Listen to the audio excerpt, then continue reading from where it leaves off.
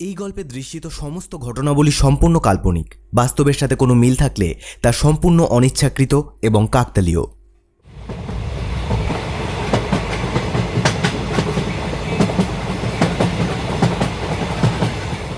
Food blog এখন যেন একটা ট্রেন্ডিং টপিক হয়ে গেছে, আর সেই ট্রেন্ডের স্রোতে গা ভাসিয়ে দিয়ে লাভটা ভালোই হয় দেখলাম। গতকাল রাতেই ফেসবুক স্ক্রল করতে করতে একটা ভিডিও হঠাৎ সামনে এসে পড়ল। এক ভদ্রলোক শিয়ালদা স্টেশনের পাশেই একটা বাজার সংলগ্ন এলাকায় ফুটপাতে একটা পরোটার দোকান খুলে বসে আছে। দোকানের বর্তমান হেডলাইন এবং নেট জগতের হট টপিক: এক প্লেটে 3টে পরোটা, আনলিমিটেড তরকারি, একটা সেদ্ধ ডিম, এক টুকরো পেঁয়াজ, একটা কাঁচা লঙ্কা, 30 টাকা। যাতে হয় না রেলের টিকিট, 30 টাকা। আরে দাদা, পয়সা পরে দেবেন, আগে খাবারটা নিন। ভদ্রলোকের নাম রাজু।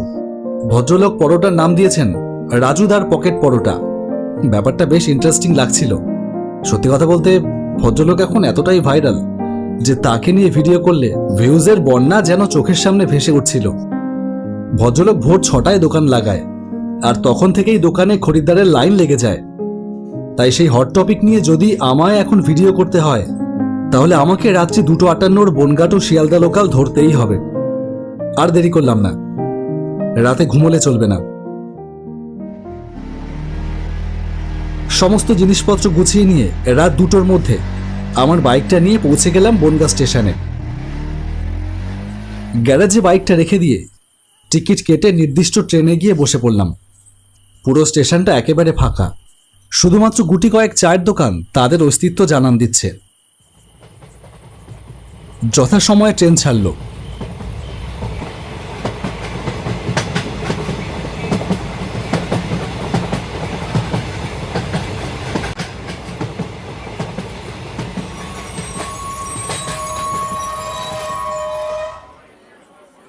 ট্রেন থেকে নেমে স্টেশনের বাইরে এসে এগিয়ে গেলাম সেই মার্কেটটার দিকে।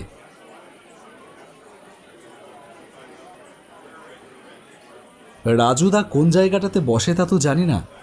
আশেপাশে বেশ কিছু দোকানদার তাদের দোকান খুলে বসে পড়েছে। এক ফুলের দোকানে গিয়ে দোকানদারকে জিজ্ঞেস করলাম, দাদা, এখানে সেই ভাইরাল রাজুদা কোন জায়গাটায় দোকান দেয়? একটু সামনে এগিয়ে যান, মিনিট 2 লাগবে। ঘড়িতে টাইম দেখলাম 5টা 30।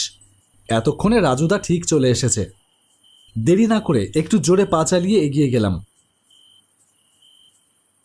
5 মিনিট ধরে হেঁটেই যাচ্ছি। কোথায় সেই ভাইরাল রাজুদার পকেট পরোটার দোকান? না, এভাবে আর কতক্ষণ হেঁটে বেড়াবো। সামনেই এক ভদ্রলোক দেখলাম এদিকেই হেঁটে আসছে, হাতে বাজারের ব্যাগ। জিজ্ঞেস করলাম, দাদা, এখানে রাজুদার দোকানটা কোন দিকে? কোন রাজু? পরোটার দোকান? হ্যাঁ হ্যাঁ। আপনি তো ছাড়িয়ে চলে এসেছেন। ছাড়িয়ে চলে এসেছি? না, কথাটা ঠিক হজম হলো না। অলরেডি 6:45 বাজে, তাহলে কি রাজুদা আসবেন না? আপনি আসুন আমার সাথে, আমি ওই দিকেই যাচ্ছি, আপনাকে দেখিয়ে দেব।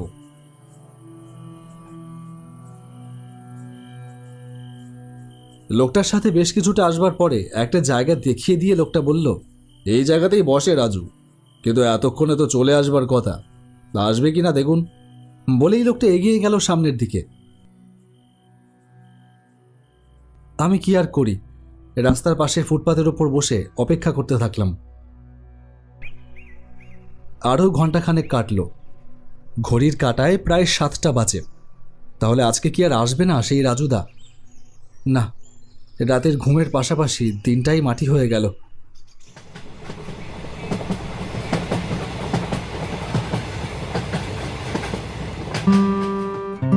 বাড়ি ফিরে এলাম। দুপুরটা ঘুমিয়েই কাটালাম। বিকেলে শিবুদার চায়ের দোকানে এসে বসলাম।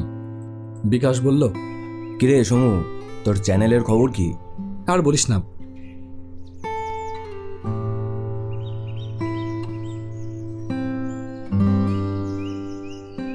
বিকাশকে সমস্ত ঘটনাটাই খুলে বললাম।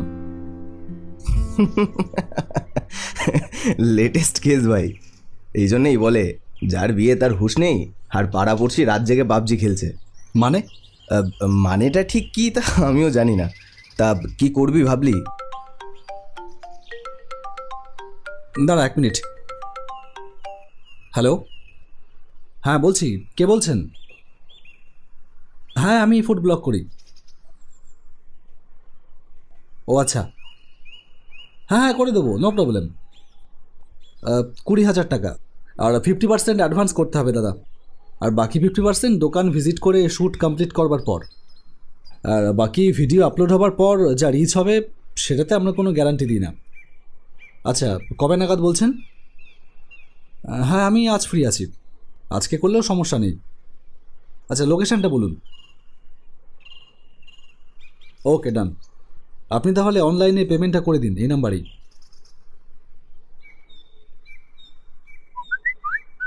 কি ব্যাপার ভাই? কে? গুমা থেকে এক ভদ্রলোক ফোন করলেন, তার দোকানের প্রমোশন করতে হবে। ওহো, সেলিব্রিটি!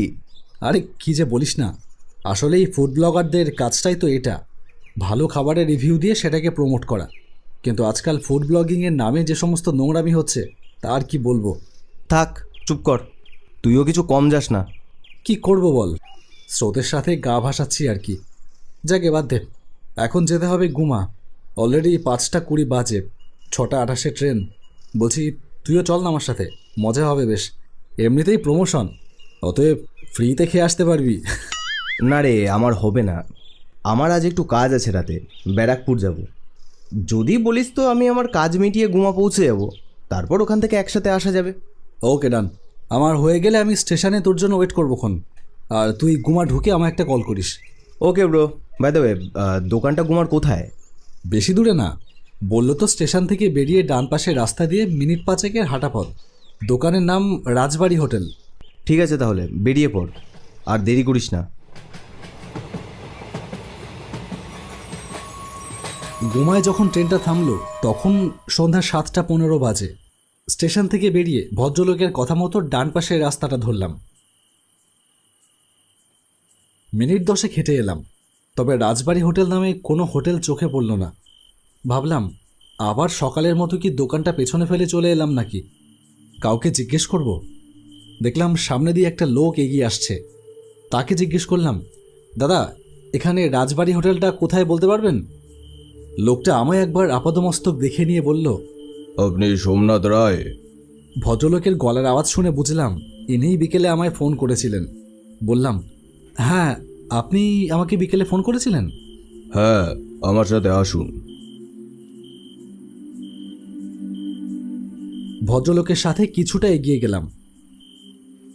বাদিকে একটা গলি মতো রাস্তা চলে গেছে, গলিটায় অন্ধকার খাখা করছে। ভদ্রলোক সেই গলির মধ্যে ঢুকে পড়লেন, আমিও তার পেছন পেছন এগোলাম। কিছুটা এগিয়ে ভদ্রলোক একটা দোকানের সামনে এসে দাঁড়ালেন। একটা টিনের ছাউনি দেওয়া ছোট্ট দোকান। দোকানের সামনে একটা সম্ভবত 60 ওয়াটের বাল্ব জ্বলছে। এটাই আমার দোকান, আসুন ভেতরে আসুন। একবার চারদিক তাকিয়ে দেখলাম রাস্তায় জনপ্রাণীর চিহ্ন মাত্র নেই। কি হলো, আসুন। হ্যাঁ, আসছি।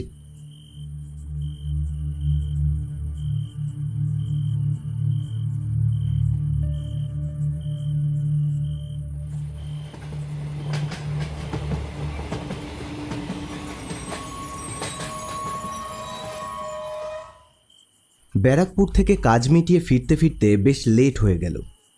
গুমায় যখন নামলাম তখন 10:10। এতক্ষণ সোমনাথ আছে কিনা জানিও না, ট্রেনে এতটাই ভিড় ছিল যে ফোন করার সুযোগ হয়নি।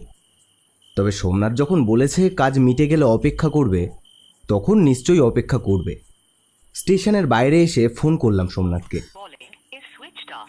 সুইচ অফ বলছে। কি ব্যাপার? শুটে আসলে সোমনাথ সবসময় ফোনটা ফুল চার্জ দিয়ে নিয়ে আসে, তাহলে সুইচ অফ থাকবে কেন?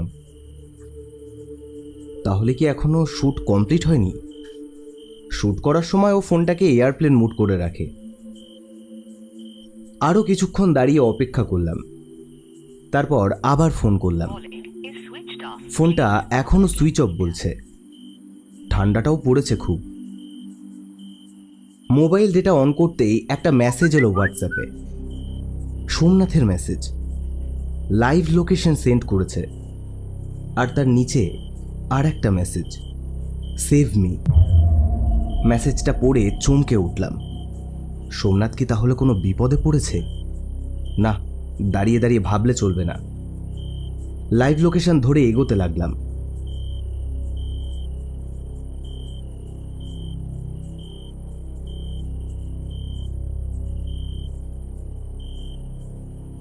কিছুক্ষণ পরে একটা টিনের ছাউনি দেওয়া দোকানের সামনে এসে দাঁড়ালাম।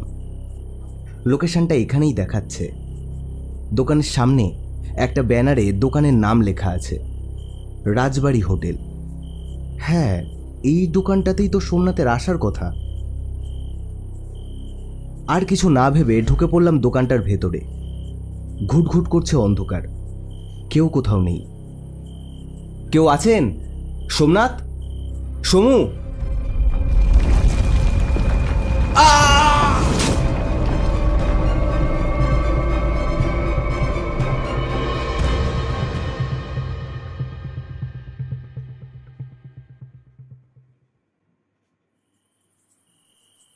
যখন জ্ঞান ফিরল তখন দেখলাম পাশে একটা চেয়ারে সোমনাথ বসে আছে।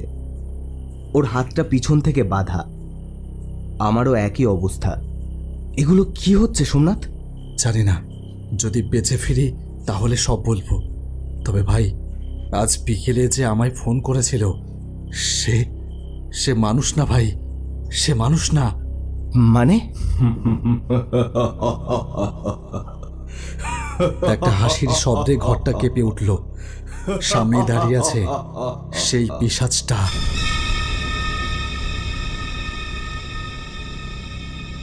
তোদের মতো কিছু ফুড ব্লগারদের জন্যই আজ আমার এই অবস্থা। আমিও এক সময় খুব ভাইরাল হয়েছিলাম। প্রতিদিন শয়ে শয়ে লোক আসতো আমার দোকানে, কিন্তু কাস্টমারের চেয়ে ব্লগারদের সংখ্যাই ছিল বেশি। তাদের কথার উত্তর দিতে গিয়ে আমি কাস্টমারদের সামলাতে পারতাম না। আমি তো এরকম ভাইরাল হতে কোনোদিনও চাইনি। শুধু চেয়েছিলাম ব্যবসা করে পরিবারের মুখে অন্ন তুলে দিতে। বিভিন্ন লোকে নানান রকম বাজে কথা বলতে লাগলো। সেসব যেন আলপিনের মতো বুকে এসে বিঁধত। শুধু আমার উপর দিয়ে হলেও ঠিক ছিল, কিন্তু লোকজন তখন আমার পরিবারের লোকদেরও উল্টো পাল্টা কথা বলতে লাগলো। আমার 13 বছরের ছোট্ট মেয়েটা স্কুলে যাওয়া বন্ধ করে দিল। সারাদিন বাড়ি বসে কান্নাকাটি করত। একদিন খুব রাগ হয়ে গেল। সেদিনও দোকানে ব্লগারদের ভিড়। আমি পরিষ্কার বলে দিলাম, আজ থেকে দোকানে ব্লগ করা পুরোপুরি বন্ধ। তারপর শুরু হলো নতুন কথা। আমার নাকি অহংকার হয়ে গেছে। যাদের জন্য আমি ব্যবসা করে খাচ্ছি, আমি নাকি তাদের পাত্তাও দিই না। কিন্তু আমার ব্যবসায় তারা কি সাহায্য করেছিল? স্বার্থ ছাড়া তো একটা গাছের পাতাও ঝরে পড়ে না। তারাও নিজের স্বার্থে ভিডিও করত। এরপর ধীরে ধীরে দোকানে লোকজন আসা কমতে শুরু করলো। একসময় পুরোপুরি বন্ধ হয়ে গেল দোকান। কি দোষ করেছিলাম আমি? বাধ্য হয়েছিলাম আত্মঘাতী হতে। সব তোদের জন্য। কথাগুলো যেন গালে সপাটে চড় মারল। নিজের স্বার্থে কাউকে ভাইরাল করতে গিয়ে যে শেষে আমরাই ভাইরাসের কাজটা করে ফেলি। আমাকে আমাকে ক্ষমা করে দিন, আমাকে ক্ষমা করে দিন। ক্ষমা? কিসের ক্ষমা? তোদের কোনো ক্ষমা নেই। দেখলাম সেই অশরীরী দুহাত প্রসারিত করে এগিয়ে আসছে আমার দিকে। দাঁড়াও বিশ্বদা! একটা পরিচিত গলার শব্দে থমকে গেল সেই অশরীরী। পাশে তাকাতেই দেখলাম দাঁড়িয়ে আছে রাজুদা। ওদের ছেড়ে দাও বিশ্বদা, সবাই তো আর একরকম নয়। কিছু নোংরা ফুড ব্লগারদের জন্য সবাইকে দোষারোপ করাটা উচিত নয়। তুই চুপ কর রাজু। এও সেই নর্দমার কীট। একে আমি আজ শেষ করে দেব। আমার জন্য না হয় ছেড়ে দাও ওদের। ভগবানও সবাইকে দ্বিতীয়বার সুযোগ দেয় বিশ্বদা। আর একটা সুযোগ দিয়েই দেখো না কি হয়। আমায় ছেড়ে দিন, আমি আর কোনোদিনও ফুড ব্লগিং করব না। আমি এসব ছেড়ে দেব, সত্যিই ছেড়ে দেব। না, ছাড়বে না। অবশ্যই তুমি ফুড ব্লগ করবে। তোমার জন্য যদি একটা মানুষের ভালো হয় তাহলে সেটা এমনিই একটা আশীর্বাদ। ফুড ব্লগ করো, কিন্তু এটা মাথায় রেখে তোমার জন্য যেন আর একটা মানুষের ক্ষতি না হয়। যাও, তোমরা চলে যাও। কিন্তু রাজুদা, তুমি জানলে কি করে যে আমরা এখানে এইভাবে বিপদে পড়েছি? তুমি যখন এইগুলিতে ঢুকলে তখনই আমি তোমাকে দেখেছিলাম।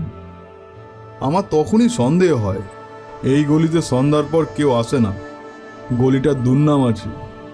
তারপর যখন দেখলাম ওই দাদাও ঢুকলো, তখন সন্দেহটা যেন ঠিক মনে হলো। বুঝলাম কিছু একটা গোলমাল আছে, আর মানুষ হয়ে মানুষের সাহায্য করাটা মানুষের কর্তব্য। তোমাদের বাড়ি কোথায়? বনগা। তাড়াতাড়ি বেরিয়ে পড়ো তাহলে, শেষ ট্রেন আসতে আর 15 মিনিট বাকি।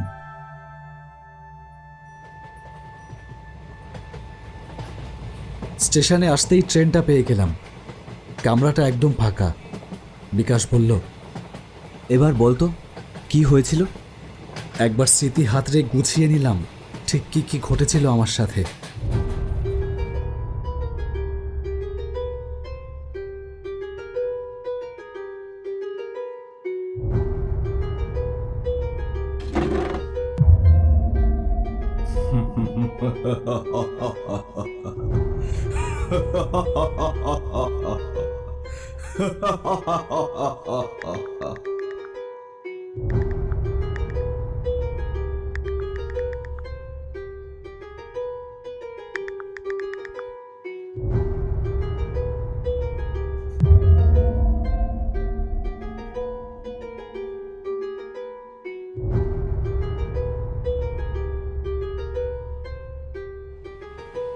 তারপর বললাম, তেমন কিছুই না, बड़े बड़े शहरों में ऐसी छोटी छोटी बातें होती रहती है।